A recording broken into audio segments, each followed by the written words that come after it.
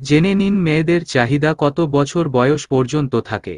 নারী পুরুষ ব্যাপার সবসময় অতিরঞ্জিত একটা ব্যাপার, এই ব্যাপারে মতামত মানুষের ভিন্ন। শারীরিক ক্ষেত্রে কখনো এরকমও শোনা যায় যে নারীদের আকাঙ্ক্ষা পুরুষদের থেকে অনেক গুণ বেশি, আবার কখনো এটাকে ভুল প্রমাণ করেও দেখানো হয়ে থাকে। কিন্তু এসব ছাড়াও ইতিহাস আজ থেকে নয়, সেই আদিম থেকেই চলে আসছে এর ধারা, আর এখনো পর্যন্ত সারা বিশ্বব্যাপী চলছে সুস্থ এবং স্বাভাবিক শারীরিক চাহিদা। তবে একটা কথা মাথায় রাখা দরকার যে সবসময় স্বেচ্ছায় সংগঠিত মিলন এরূপ, অন্যথা হলে সেটা আর যাই হোক সুস্থ সম্পর্ক একেবারেই নয়। ইচ্ছের বিরুদ্ধে গিয়ে কোনো নারী কোনো পুরুষের সাথে কিংবা কোনো পুরুষ কোনো নারীর সাথে লিপ্ত হতে পারেন না, আর এর পাশাপাশি এটাও স্বাভাবিক যে সবার বাসনা বা আগ্রহ এক হয় না।